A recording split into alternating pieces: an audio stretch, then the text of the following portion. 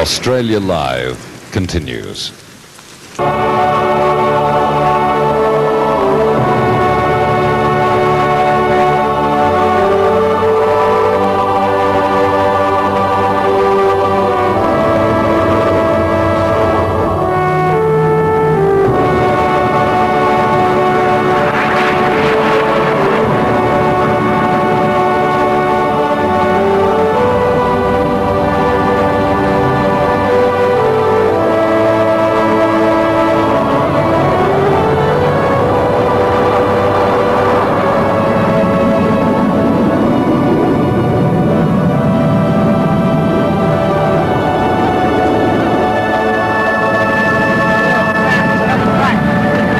Maybe not, Rob. Twice the man, half the size. He wants me to come back half the size and twice the man.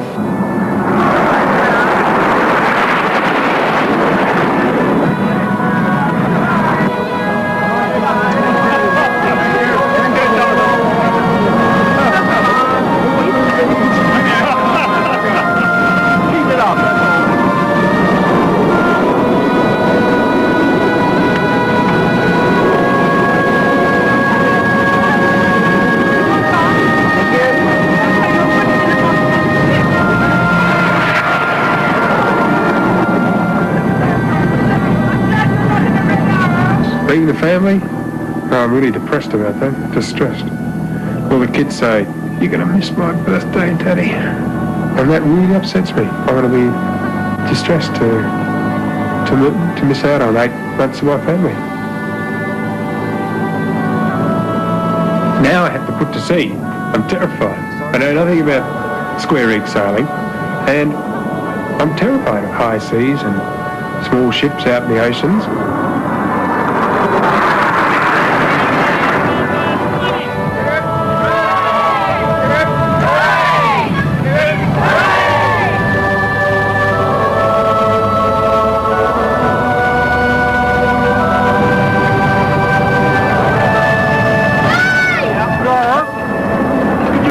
All dressed up and nowhere to go.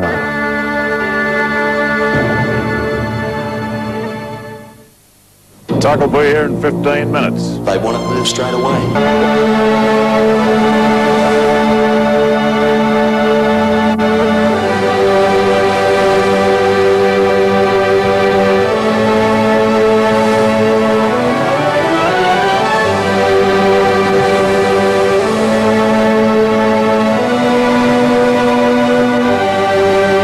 Open sea. This is what we came for. At last for free, sailing as a fleet. One could even believe the First Fleet is with us. By comparison with our fleet, your departure from Portsmouth has been commendably smooth, and even the spirits of the sea are gathering at your bows. Any more for breakfast? What? Breakfast. What's on? What's up for breakfast, Danny? Bacon, eggs and sausage today. Breakfast. Oh, that's the last thing on my mind. I'm not feeling too good right now. But you don't have to earn your sea legs anymore. I'll stick them behind your ears. Okay, feeling better? Yep, feel better already. Yeah. How many fingers? 6. Oh, you're alright. Oh, baked beans. Yuck. When am I going to be able to keep it down? And why is it that everyone else seems okay? I have to move the trays down so that it fits in because they're great big trays for so many people. Don't you ever get seasick? Or you get very seasick, but you just have to carry on working, otherwise people won't eat. One of the most important things is to make sure everything stays tidy so that if you do get a big wave, you don't have everything going on the floor.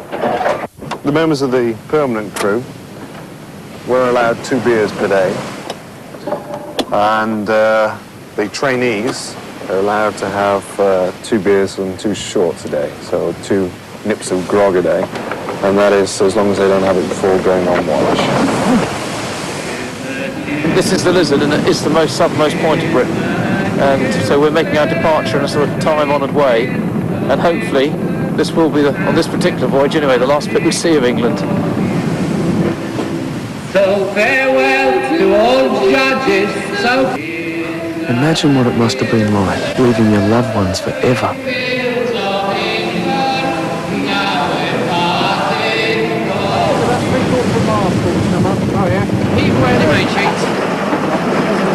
We've been getting to know the ropes and getting to know the crew. The third mate on the Soren Larsen is called Croc because he's an Aussie. He had to make a big decision when he signed on with the fleet, to choose between two once-in-a-lifetime experiences, to sail with the fleet or to stay back home for the birth of his first child.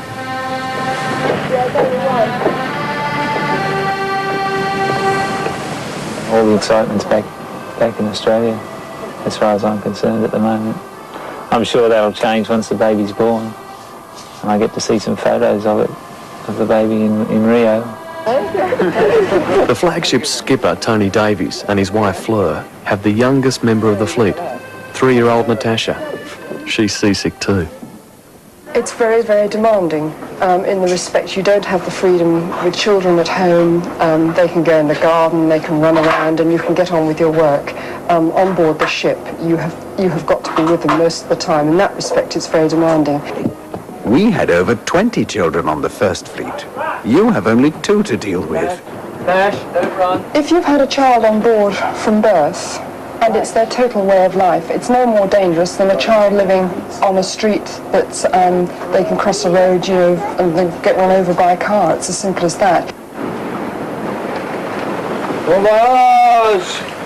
Why did you flit over the side? I'm going to go to Sydney all the way. Where is Sydney? Over that way. Can't see it, it's a bit too far. Is it very far? Is it a long way away? We're sailing west to avoid being pushed by the winds into the Bay of Biscay off Portugal, spotting the ships of the fleet when we can. Tucker Thompson, the baby of the fleet, made it all the way from New Zealand. Anna Christina, 99 years old, who joined us from Norway. Amarina, the Swedish barkentine, the largest of the fleet. Bounty, replica of the infamous mutiny on the Bounty.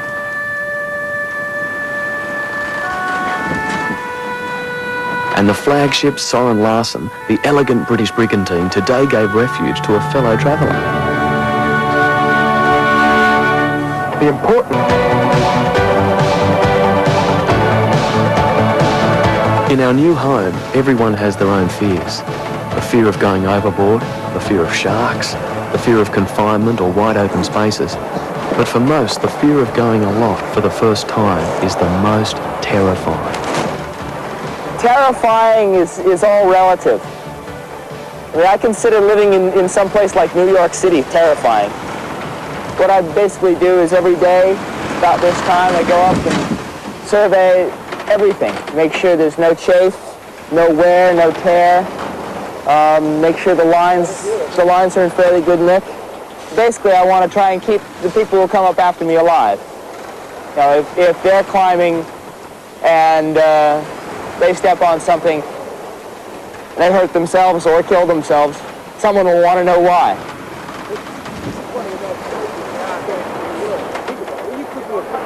We had 48 deaths during our voyage, most of whom had been delivered to us sick. But of those who fell overboard, more victims were lost working from the bowsprit than from off the rigging. It's enough for us to understand what happened 200 years ago. The historical parallels are ever present. There are ghost ships out there, right? We're sailing along, and around us, you can see, if you look clearly, the ghosts of the First Fleet ships. There are 11 ghosts out there. They're following us. We're travelling together. Just need a bit of imagination. Read the journals.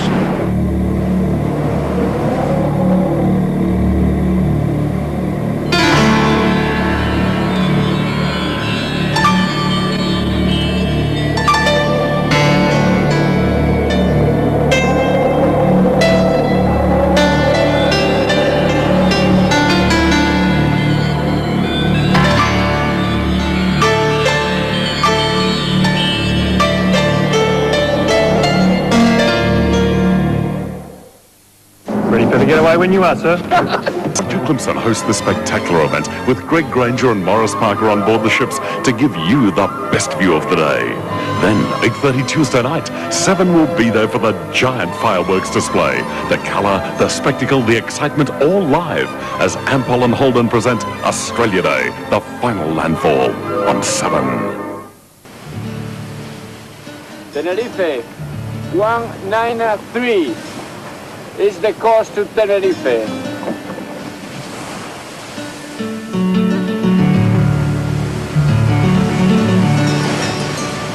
Well, when I heard about the First Fleet reenactment, I just thought it was just too incredible to be true. 11 square riggers in full sail, England to Australia. So I booked on one of the lakes, and there are a lot of great things about it, but I tell you something, I'm on the goddamn, it's called the graveyard watch. It's from midnight until 4 in the morning. And so they get you up at midnight, and I don't see the sun set because I'm sleeping in order to be able to stay up all night, and I don't see the sun rise because I'm too exhausted. And like last night, it was black, it was miserable and cold. I got bored. I was sort of wandering around the deck trying hard to find something to do because 4 hours in the dark in the rain, it's just... And then I thought, God, and I'm paying for this too. I can't believe it. I wasn't going anywhere in my life, just digging holes, filling them with concrete. And the opportunity to come on this voyage came along and I jumped at it. I don't know whether I've done the right thing yet or not. But another 8 months to find out.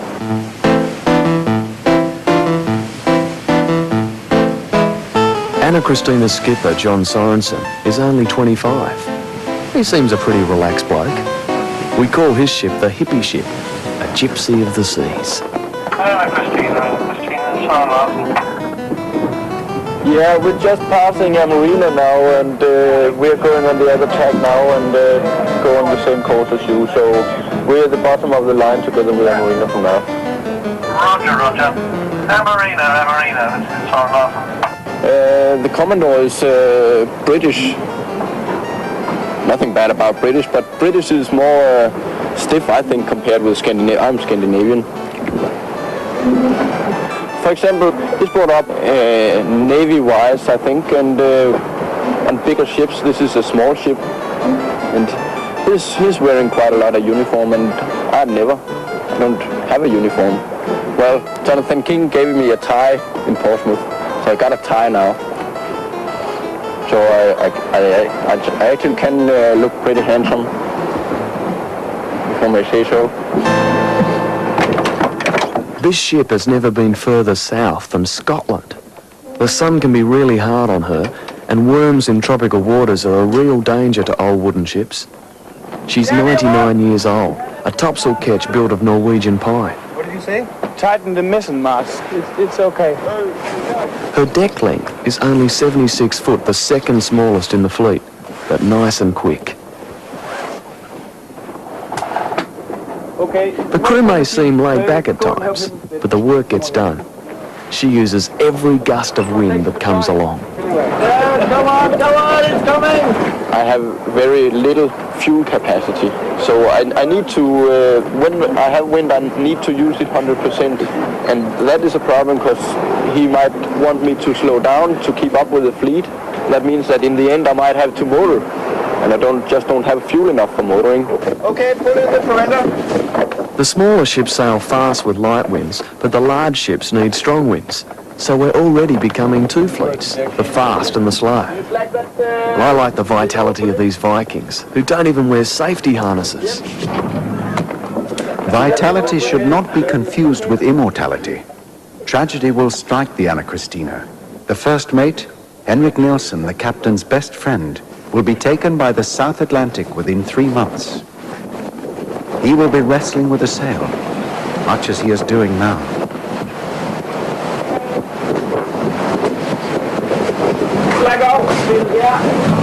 John Brock, the engineer, will dive overboard to try to save his life.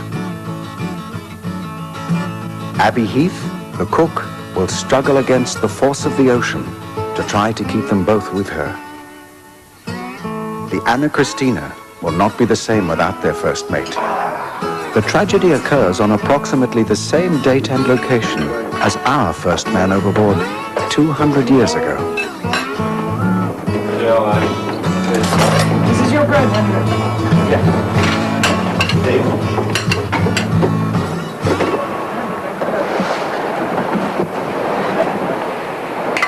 Woods just dropped in for lunch. Henrik is the skipper's only qualified navigator, and he's pretty patient with us trainees. How are you doing? Still rising? Yeah, I think it's just come over the top, but I'd like to know just to spend a little bit more time to make sure it has, but... How much is it? 81? They need the declination as well. So you still have to look it up in the tables? No, not these tables. The almanac you should use. Yep, okay, right, okay. Shall we go back and do that? Yes. Right. 3 weeks at sea. We've almost made it to Santa Cruz, Tenerife. With a bit of luck, Henrik's navigation will confirm this. Remember? Yes, right. So, we're now on same longitude. And down here we got equator. Right.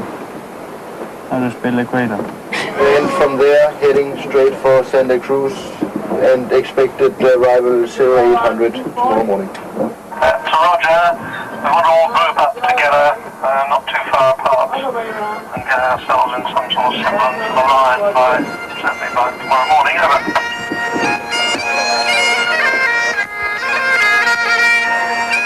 Unbelievable! Trade wind has caught up.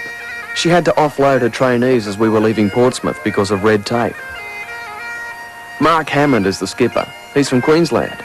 It's great to have them back with us.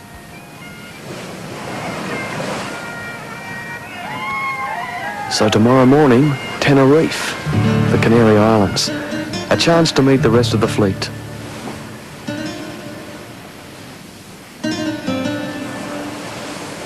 Our progress from England had been rather better than expected, as all 11 of our ships made it safely to this Spanish territory. The chief object in touching here was to obtain fresh supplies of water and vegetables. And of course, we look forward to stretching our legs ashore. Tenerife looks great! 7 adults and 1 child had died since Portsmouth.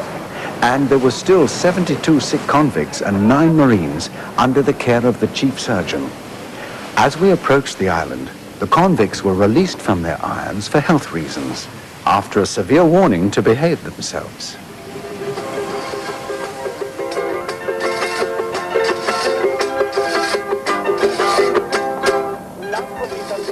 May the 29th, and Tenerife looks as dry as a Pommy's towel. Maybe it's because we've been surrounded by water for 3 weeks. It's taken this long to really get the feel of the ship at sea, and now we're going back ashore. Hold it again! We're coming for Tepper! Some of the officers in the First Fleet rode off on mules to the volcano, but right now a shower and a beer would do me.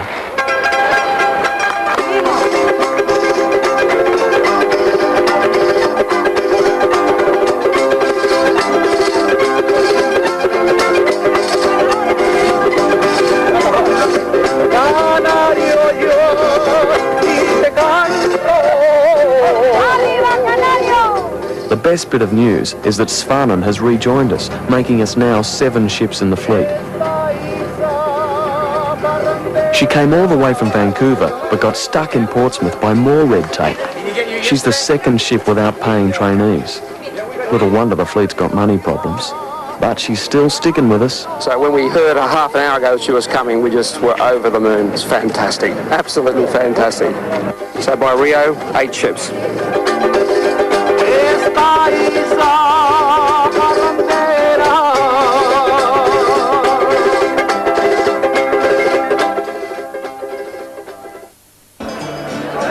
We soon got a chance to meet the rest of the fleet, over 140 of us. It was great sharing a few yarns about the trip. It seems each of us thinks our ship is the best, and we're forming loyalties with our skippers. What do you want to have to do for a while? Palm trees and a nice drink, and suddenly they're here again.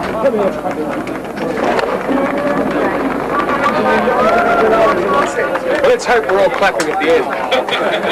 It's early days.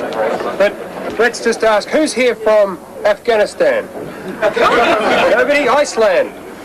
No? What about England? England? Okay, let's What about Australia? United States of America? Good. Canadians? We got any Swedes? Any more from anywhere else? There's New Zealand. New Zealand, well, that's part of Australia. Well, they are.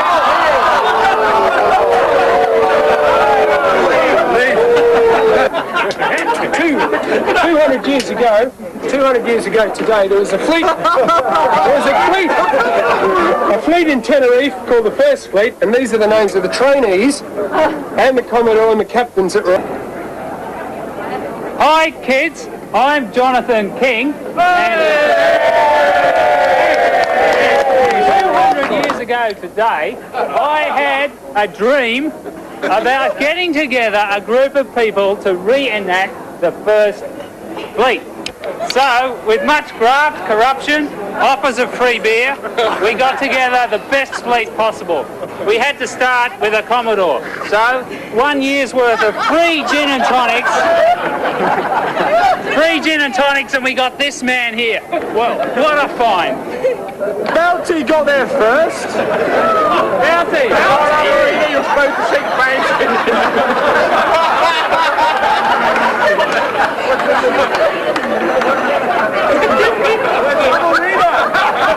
Then, amidst much pomp and ceremony, the Queen arrived to wave us goodbye. The Australian government offered to buy the British Air Force's used planes, and they gave us the Red Arrows for 1 day. Red Arrows!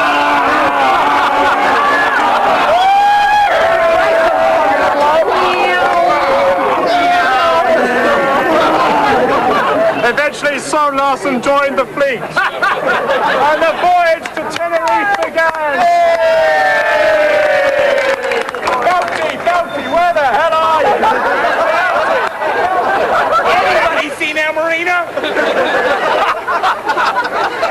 Okay, well, we've just had 17 days at sea on leg 2 between Portsmouth and Tenerife, during which I worked my guts out. I wrote a book on the voyage, 55,000 words. I did regular radio reports for Macquarie. I worked with you guys on the Channel 7 material, and I did Sydney Morning Herald and Daily Telegraph reports. I worked so hard, I was doing maybe 12-hour days, that I picked up a chest infection, and I'm really buggered.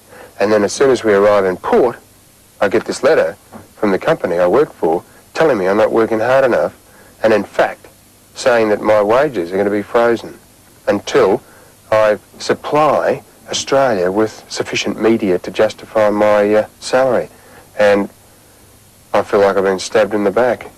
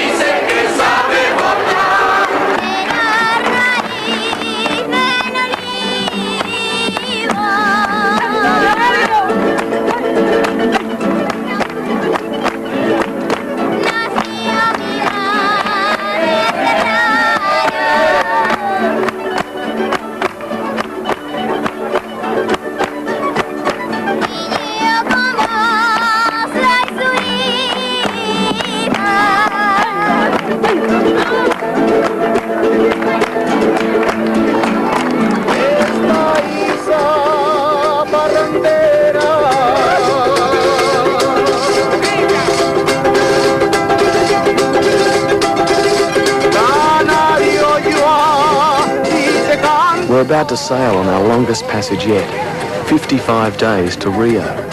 We have a whole new batch of trainees, and some are leaving. Like Croc Mitchell has decided to rush back to Sydney for the birth of his child after all. Hand for the bounty! Hip hip! Hip hip!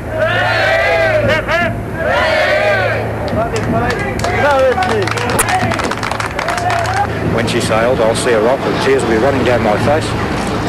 But my head is held high. I probably should not say things that I think from now on there may be more and more of this sort of problem on the Bounty.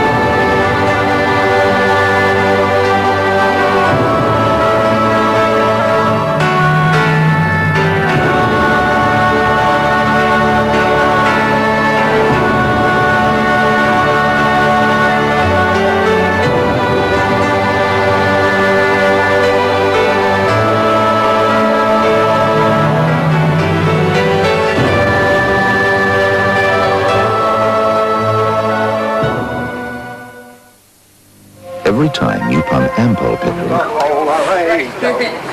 Then I met an Irish girl and she was amazing. Away, all the way, the whole way, Joe, the whole way, Joe.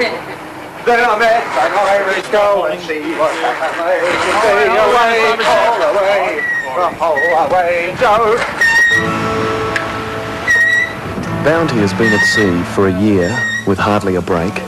From Vancouver to Tahiti and Australia to England, where she joined the fleet in the nick of time for the voyage back to Australia.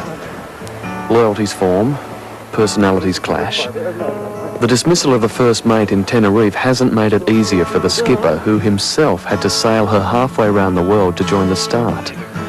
With a bit of luck, there won't be a mutiny, even though the Bounty looks just like the original.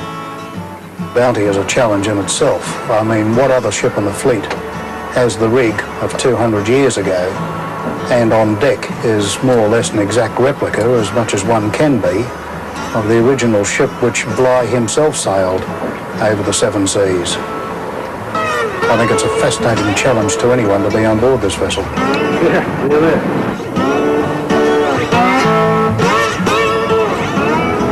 I'm on really good terms with everyone in the crew, and I don't want to start running around now and kicking asses, because I know that they won't respond to that.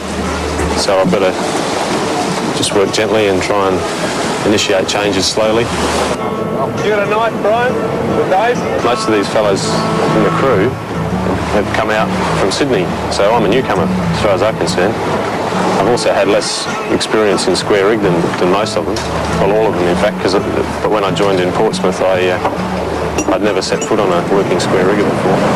Starboard sheets up! Starboard sheets off!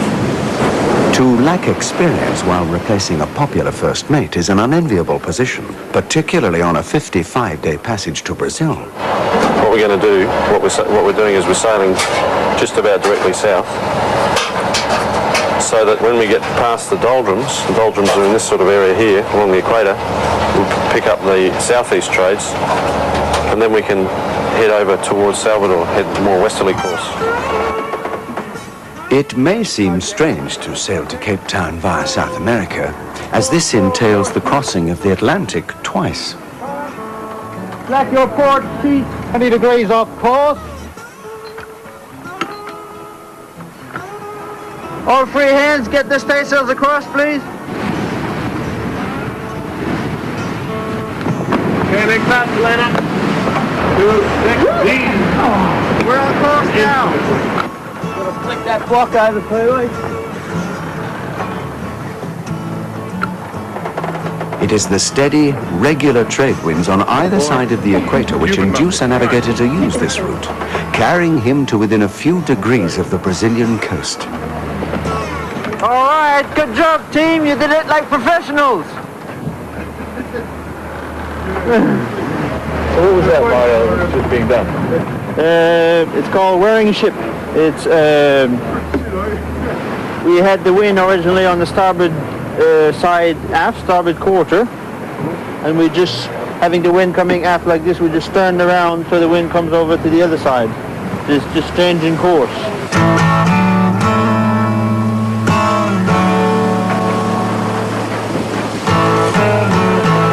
The second mate is an Italian-Canadian. His name's Mario. They say he knows the Bounty's rigging more than anyone. He's got a thing going with Tony, who's the second cook. She was involved in the dismissal of the first mate.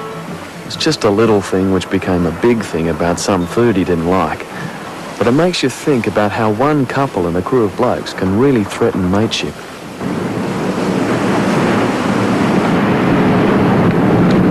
To have men and women performing identical duties with free expression was unheard of on our voyage. Sexual deprivation from weeks at sea was a factor which could not be overlooked. There were some prostitutes among our women convicts. Philip had wished to regularize prostitution. This would have been preferable to the wild and secret abuses below decks against the other women convicts. I am incredulous at the good-natured freedom and respect your men and women hold for each other. Basically what we're doing is filling up this mizzen circle. We'd furl the sails if the wind direction, if the wind strength stopped and there was no further need for them, or if the wind strength increased to the point where we could no longer carry the sail. This is going to cost you guys some ciggies, you know.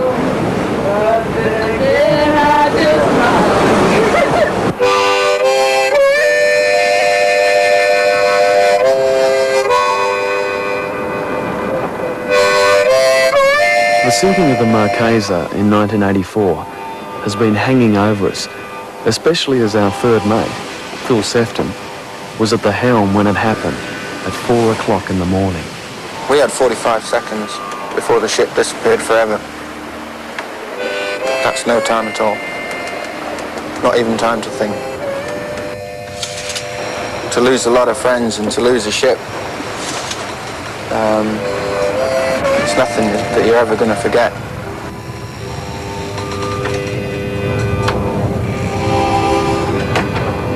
Keep that jib on, starboard side. Topmast staysail. Good one. That was steering.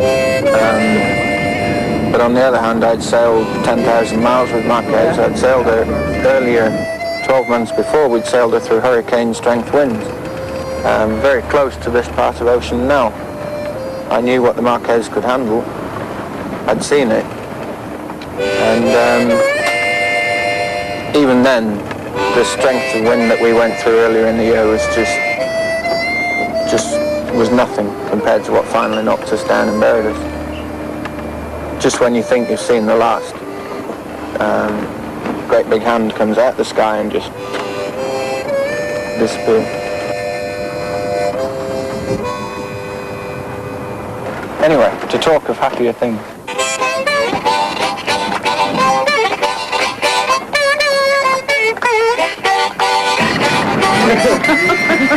And when you're going back down, what you do is the technique for going down is in fact more difficult than going up in some respects, but it's just a matter of climbing down, and then you can hang in free space for a while if you want. See you, Sam. See you later, okay, thoughts. I'm going down! Below decks is a world where cramped conditions aggravate the battle against ill health. We would attempt to clear the air with frequent explosions of gunpowder, the lighting of fires, and the liberal use of oil of tar. But the sudden rise of noxious bilge water would claim victims, and the stench would be unbearable. Charlie.